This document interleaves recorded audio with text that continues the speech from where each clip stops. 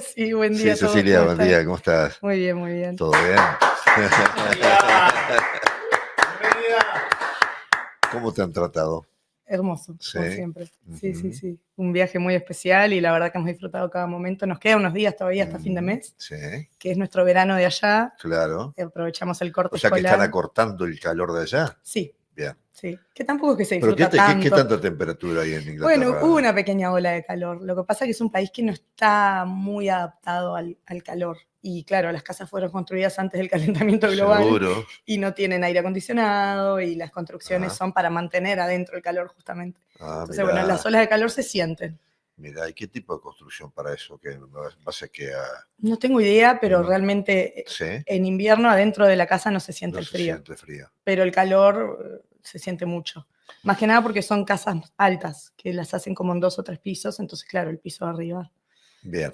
Para quienes de repente están llegando a Frecuencia Abierta hace poco tiempo, Cecilia Goldaracena fue integrante del equipo de Frecuencia Abierta en el inicio, hace nada más que casi 23 años. Sí, tenía 16 años. Bueno, no hagamos ¿Sí? números. Bueno, no, pero digo, quiero para que más o menos se ubiquen hace 23 años cómo estaba conformado el equipo de Frecuencia Abierta. Había gente de todas las edades, empezando por ella, que era la más chiquita con 16 años, había un rango de edad bastante amplio, hasta Pablo Broder, que hoy, bueno, Pablo pasó los 80 ya y sigue lo más campante, ¿no? Así que, bueno, vean ustedes lo que era Frecuencia Abierta cuando empezó. Desde el arranque éramos un equipo como de 10 o 12 personas trabajando para que se concretara eso, que en aquel momento era una idea, era un proyecto, una aspiración, y bueno, con el tiempo se fue transformando en esto que es hoy. Y aprovechando que está por acá, en estos días en Punta del Este, le preguntábamos, bueno, ¿de qué tema hablamos este viernes? Y bueno, vamos a contarles de qué tema vamos a hablar y por qué propusiste este tema.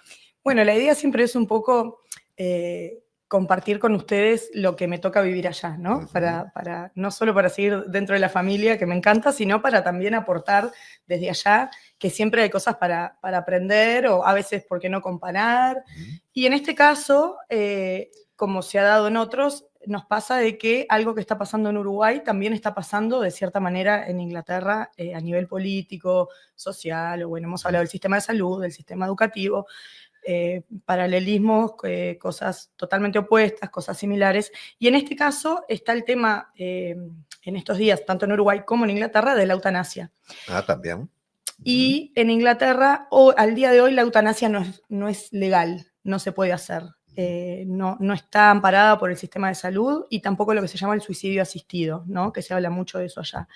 Es ilegal y tiene hasta a partir de 14 años de pena si se descubre que una persona, sea médico o no, asistió a una persona a terminar con su vida de la forma que sea. Pero en el Parlamento hay una movida bastante importante que tuvo pequeños movimientos en el mes de junio, no hace mucho, hace 2 meses, donde hay un proyecto de ley y está pasando por todas las etapas, ¿no?, que tiene que pasar en el Parlamento. Y en junio fue lo último que pasó, que no se aprobó, salió a favor, más votos a favor que en contra, digamos. Entonces, bueno, estamos casi que en las mismas instancias que acá, ¿no?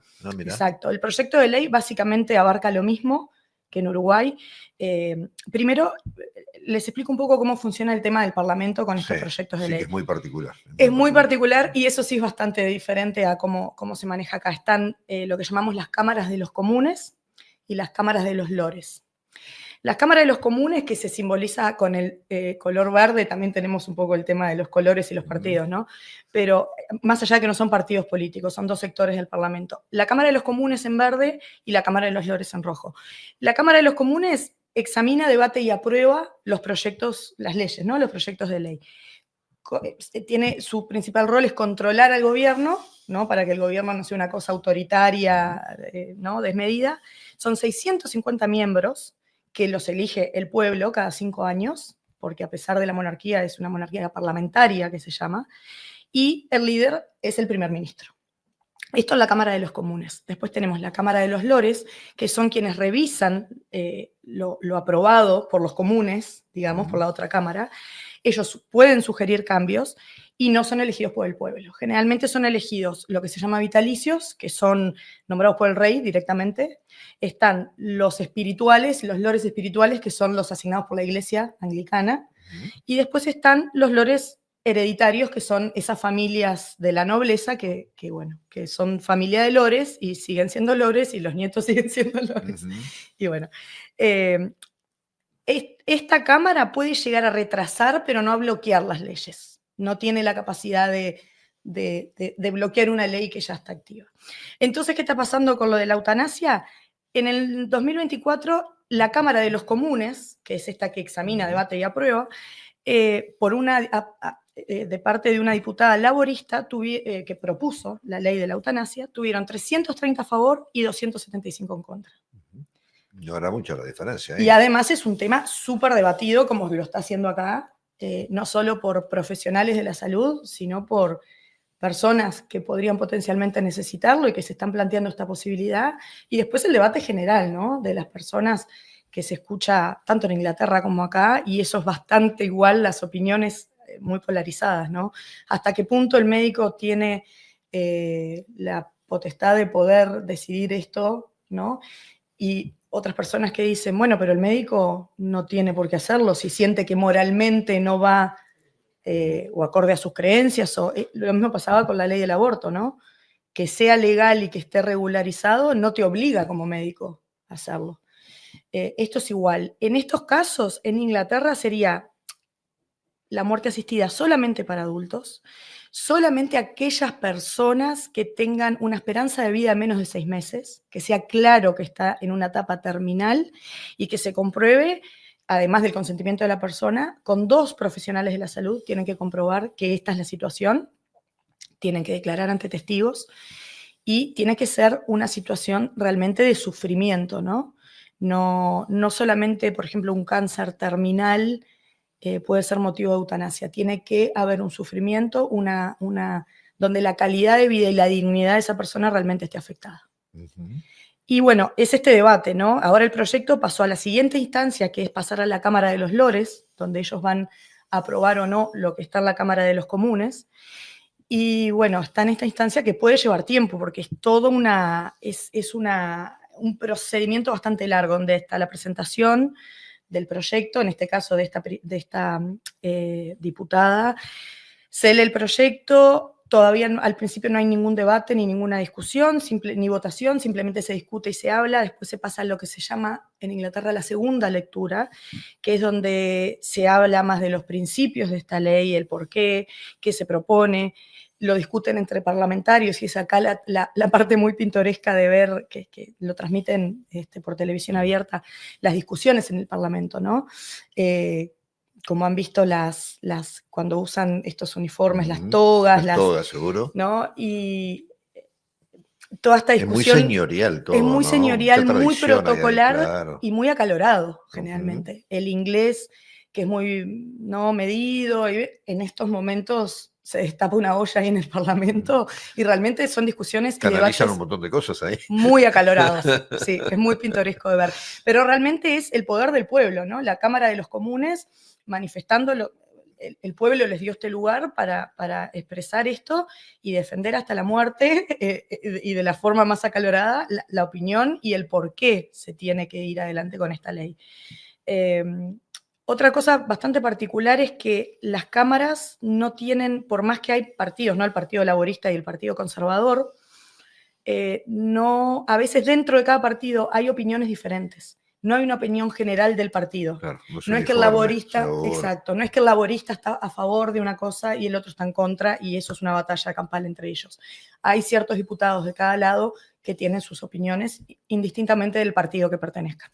Yo lo que veo allá y acá una coincidencia que es la que a mí me sigue haciendo ruido. Hoy hablábamos con el diputado Galo del Frente Amplio, que inclusive es médico y impulsó con mucha energía todo esto.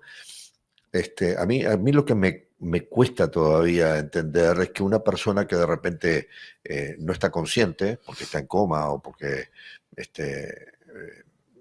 tiene un diagnóstico de estar de repente por tiempo indefinido en ese estado, no haya una previsión allí de que se pueda, a través del estudio de una junta médica o algo, decidir que, bueno, que la medicina no tiene más nada que hacer con esa vida, pensando en la persona, pero también pensando en la familia, que yo creo que se habla poco de la familia, ¿sí? Y cuando se habla de familia se habla de la desconfianza, bueno, ¿no? Porque de repente hay alguno que hay una herencia por medio, siempre se piensa en la parte, digamos, desagradable del asunto, pero también hay que pensar que hay familias que quedan destruidas después de pasar por situaciones de una larga enfermedad, cuando no hay expectativa ya de ver que esa persona pueda tener además una vida digna, porque no es solamente estar vivo, no es solamente respirar, ¿sí? Es vivir, no sufrir, y bueno, si la persona no firmó cuando estaba consciente, e inclusive hay una próxima etapa que aparentemente aquí en Uruguay se va a ir por eso, es que la persona en su sano juicio y estando inclusive sin ningún tipo de enfermedad pueda elaborar un documento con un escribano público marcando las pautas de cómo él quiere que se proceda según se den las situaciones en alguna dificultad de salud.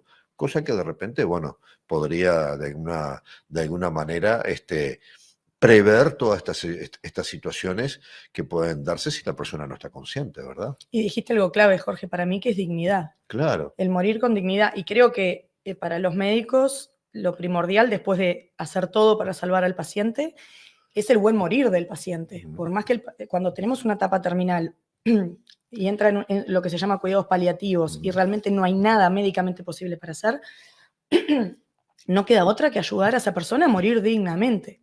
Entonces habrá médicos que estarán a favor de hacer esto, que en la práctica, seamos realistas, se hace. Sí. En la práctica se hace. En la práctica se aumentan las dosis de morfina, en la práctica se aumentan medicaciones para que la persona no sufra más. Porque yo creo que también es el deber, no solo lo que juraron cuando se recibieron de médicos, sino moral. Ver una persona que está sufriendo, a ver, lo hacemos con los animales también. Si sabemos que se va a morir en 2 horas, ¿por qué que esas últimas 2 horas esté sufriendo? Porque una cosa es el dolor y otra cosa es el sufrimiento. Y además, tener que no poder vivir sin morfina es tan extremo, ¿sí? Es decir, si no le das morfina, va a sufrir. Lo único seguro es que va a sufrir. Bueno, también, bueno, hay que poner un límite al sufrimiento de la persona, ¿no? Y esto que decías de una persona que llegue al punto que esté inconsciente o en coma o totalmente, ¿no?, fuera de tomar ninguna decisión. Esto, sacándolo de la eutanasia, ya existe, que uno puede dejar, así como uno deja si quiere que sus órganos, por escrito, ¿no? También, si quiere que sus órganos sean donados o no, uno puede dejar un consentimiento de no resucitación, de que si yo llego al punto de que tengo algo terminal y hago un paro cardiorrespiratorio y me tienen que resucitar, dejar dicho que no me resuciten. Claro. Y ahí realmente no te pueden resucitar. Esto tiene lamentablemente mucho que ver con lo legal, ¿no? Sí.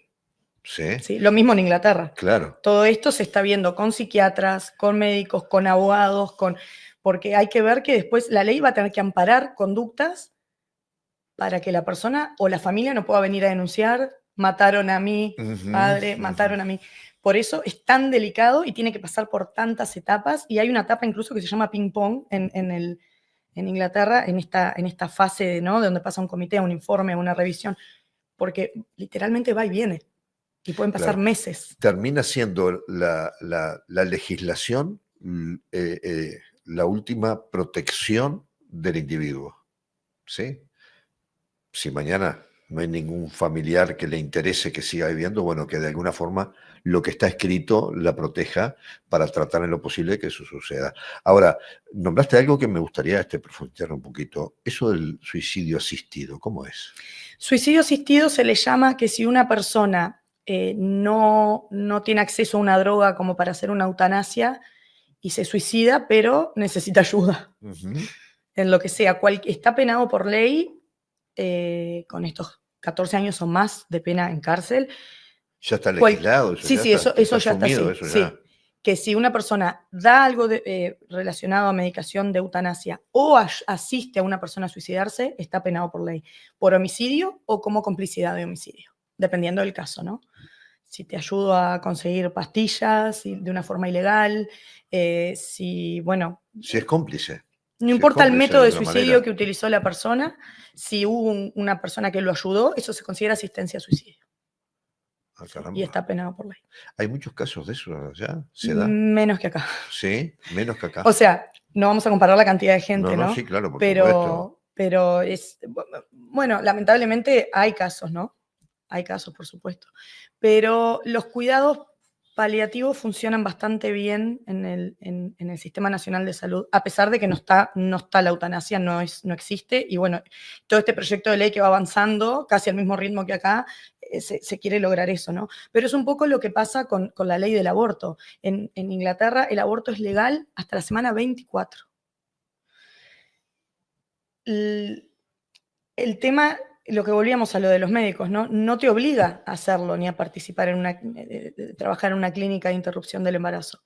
Pero la mujer que lo quiere hacer, que lo va a hacer igual, sea legal o no, al menos tiene una protección y una garantía de que si hay una complicación, una hemorragia, cualquier tipo de problema clínico, está amparada por el Sistema Nacional de Salud, que la va a proteger, la va a tratar y le va a salvar la vida potencialmente. En el caso del manejo de la información vinculada a los suicidios, allá en Inglaterra es como acá, ahora de repente se está corriendo un poquito el velo allí, pero por lo general era tabú. Acá no se podía informar que una persona se puede decir que falleció, pero no se puede decir que se suicidó, como lo decimos cuando tuvo un accidente o tuvo una enfermedad terminal.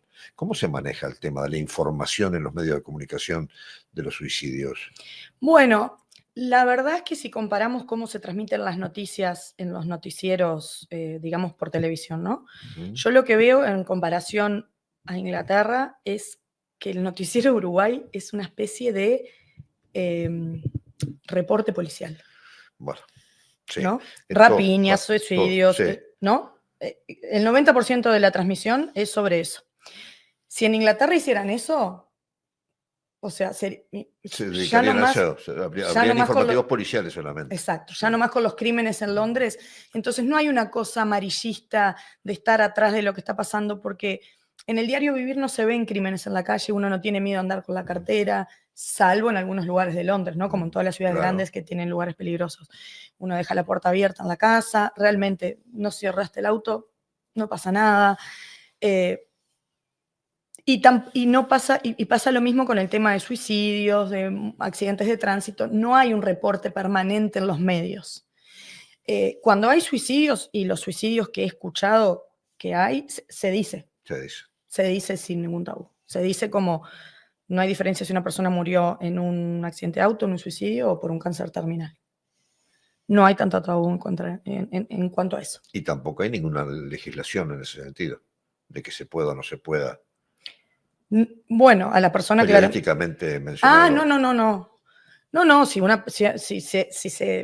por ejemplo, digamos que la persona es conocida o era de los medios y es un caso de suicidio, se dice que fue un caso de suicidio. No, que yo tenga entendido no hay ninguna ley. ¿Alguna otra cosa sobre esto?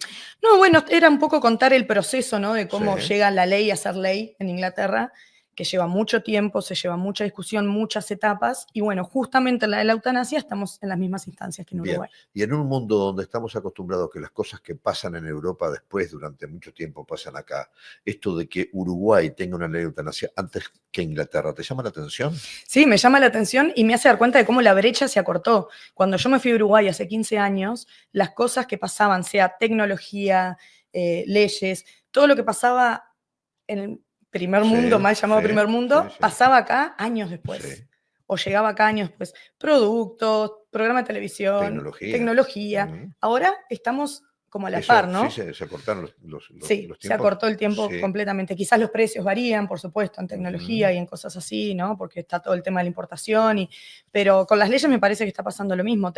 La ley del aborto es una gran diferencia, volviendo a la salud, porque en Inglaterra tiene muchos años. Desde que llegaste hasta ahora, ¿te han sorprendido muchas cosas en Uruguay? Muchísimas. ¿Sí? Sí, muchísimas. ¿Para bien? ¿Para mal? Sí, para bien, lo que muchas personas consideran para mal, pero para bien creo que lo que creció Maldonado es increíble y yo que lo veo año por año, es increíble lo que ha crecido en los últimos 15 años. Estuve en Montevideo y muchas cosas que son súper criticadas, como la bicisenda, ¿no? Todas estas cosas de que depende del partido que lo propuso, ¿no? La crítica, porque yo me he dado cuenta que algunas personas critican un proyecto, pero si ese mismo proyecto lo hubiera plantea su hecho el otro partido, partido, sí. qué bueno, porque Claro, estamos a nivel de es primer cierto. mundo. Y la verdad es que vi cosas en Montevideo, obviamente que hay muchas cosas que, ¿no? que falta, pero vi cosas en Montevideo que son realmente de primer mundo. El tema de las bicisendas, traer la cultura de la bicicleta por un tema de contaminación, por un tema de salud física, de hacer más ejercicio,